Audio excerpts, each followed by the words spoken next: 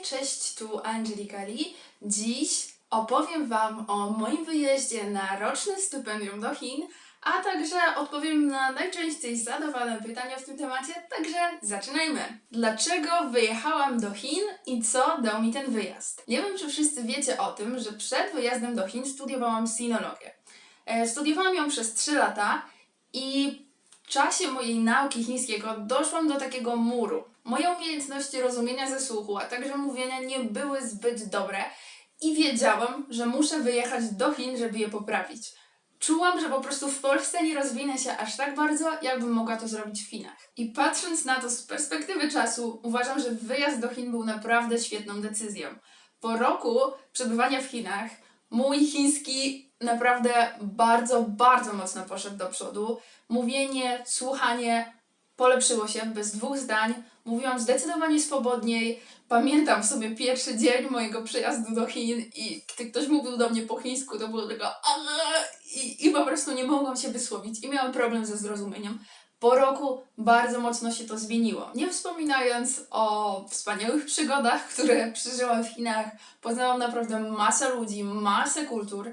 Myślę, że otworzyłam się na nowych ludzi i na nowe kultury jeszcze bardziej. I wiecie, myślę, że przeprowadzka z Polski do Azji, powiedzmy na praktycznie drugi koniec świata, to naprawdę duże wyzwanie życiowe.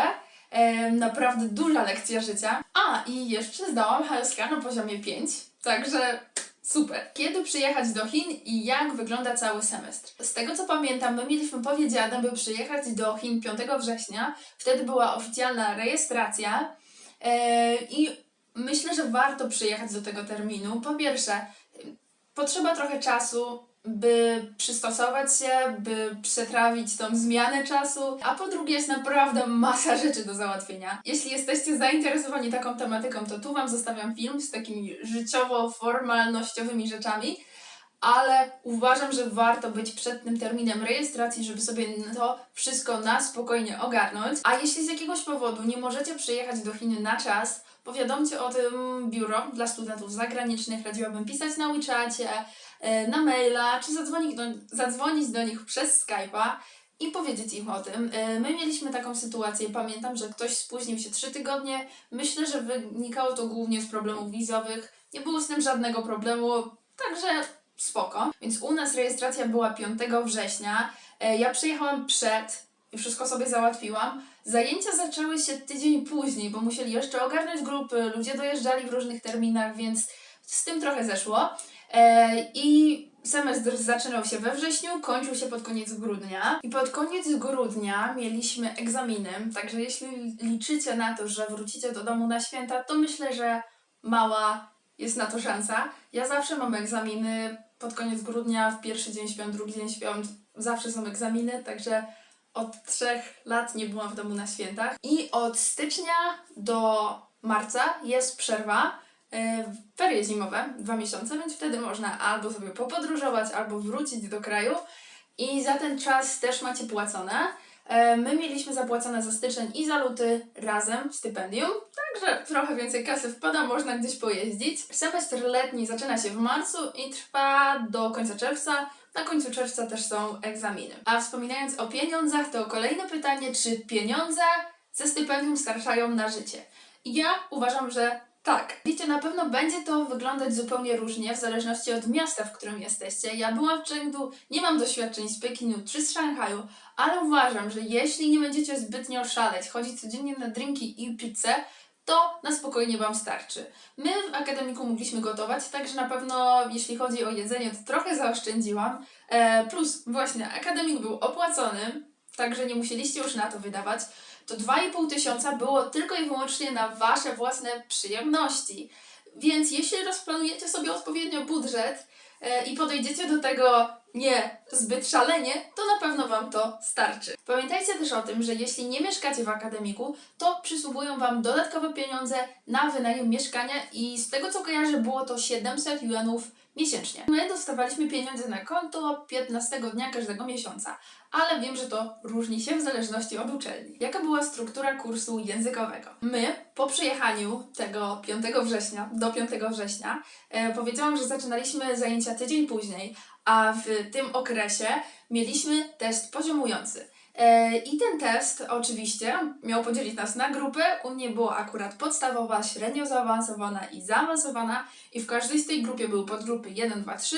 Im wyższy numer, tym wyższa grupa. Więc jak widzicie, można też przyjechać do Chin bez znajomości chińskiego i uczyć się od podstaw, bo była grupa podstawowa 1, czyli z zupełnie zerowym poziomem chińskiego. Ja byłam w grupie zaawansowanej i w mojej grupie, zresztą w każdej grupie, byli ludzie naprawdę z całego świata.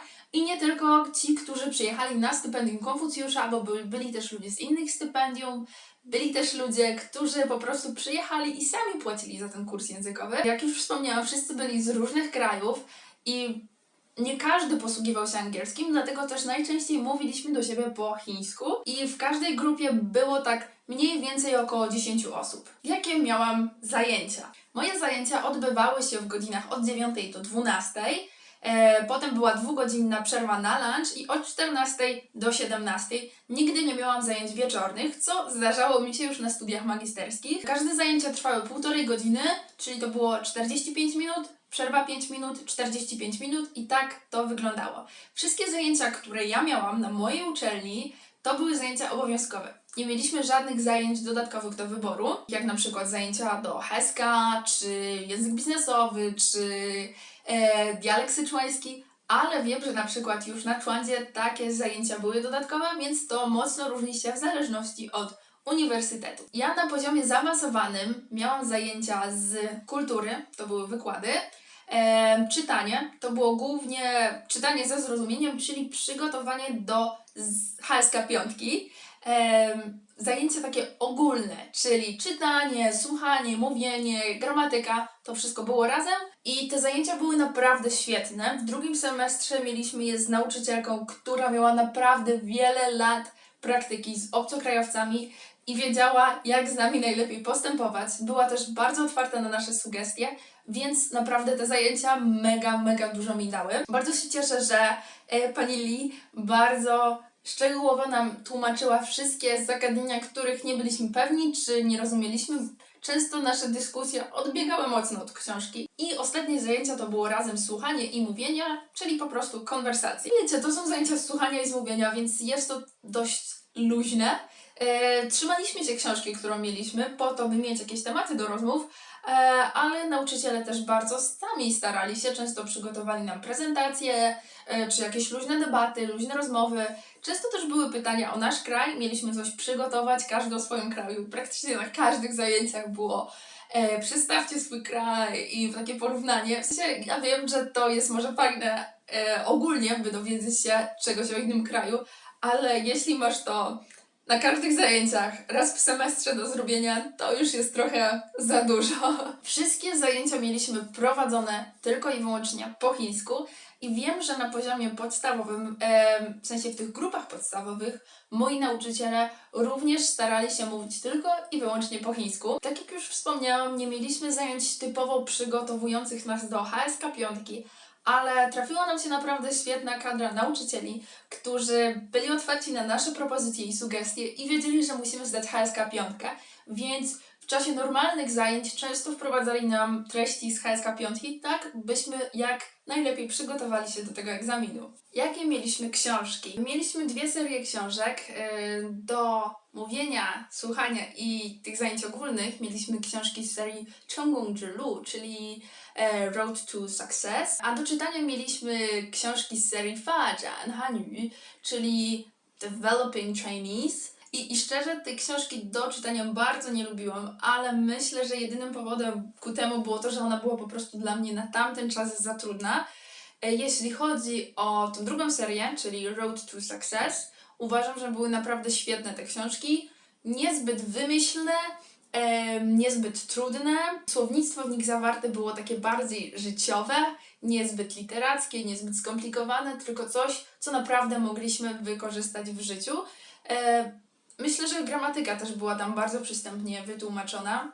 Polecam. Jacy byli nasi nauczyciele? Ja byłam bardzo zadowolona z kadry nauczycielskiej, którą miałam, ale wiem, że oni co roku nieco się zmieniają, więc jeśli wybierzecie się na mój uniwersytet, nie mogę Wam zagwarantować, że będą ci sami wykładowcy, ale większość wykładowców, którzy mieli z nami zajęcia, to byli nauczyciele, którzy mieli naprawdę lata doświadczenia w nauczaniu obcokrajowców chińskiego, także wiedzieli co i jak i z czym nam najlepiej doradzi. Jak wyglądały egzaminy semestralne i egzamin HSK? Egzaminy mieliśmy pod koniec semestru, czyli zimowe to były w grudniu, w czasie świąt, w letnim semestrze było to pod koniec czerwca.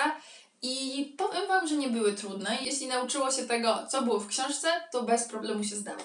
Jeśli chodzi o HSK, to ja zdawałam je tylko na koniec. To była HSK 5, zdałam. Miałam też opcję zdawać to HSK po pierwszym semestrze, ale wtedy nie chciałam. I za HSK na koniec musieliśmy sami zapłacić, a potem te pieniądze były do nas przelewane od Hanbanu. Więc tu uprzedzam i uczulam, że warto się przygotować, warto odłożyć sobie te pieniądze na HSK, bo u mnie na uczelni był potem płacz, że ktoś nie miał i był problem. Jakie mieliśmy dodatkowe aktywności? Nie wiem, czy wiecie, ale po stypendium Hanban organizuje wycieczkę, w sensie daje jakąś pulę pieniędzy dla szkoły, żeby ta zorganizowała wycieczki. U mnie była ta wycieczka na koniec roku, po tym roku na stypendium. Ja na nią niestety nie pojechałam, bo oni to tak bardzo odkładali, potem ja już miałam swoje plany i na nią nie pojechałam. Z kolei na Człandzie wiem, że było to zorganizowane tak, że mieli kilka małych wycieczek w ciągu roku, więc to było super. Oprócz tego my też często mieliśmy jakieś występy, na przykład występowałam na scenie w pokazie tai chi, a także mieliśmy sporo dodatkowych aktywności, takie jak na przykład możliwość praktyk, gdzie mieliśmy pojechać do szkoły chińskiej i opowiedzieć coś tam o naszym kraju, tak jakby poprowadzić lekcje. Także moja szkoła organizowała dużo takich dodatkowych aktywności. Jakie były udogodnienia dla nas zorganizowane przez szkołę? Zanim przyjechaliśmy, moja szkoła stworzyła grupę na WeChacie dla wszystkich studentów ze stypendium Konfucjusza z danego roku. Także to był pierwszy plus, bo było to zdecydowanie ułatwiony kontakt z nauczycielami. Po drugie, wysłali nam też takie wytyczne, czego możemy się spodziewać w Chengdu, jaka jest temperatura, jak się przygotować. Także to też było mega, mega na plus.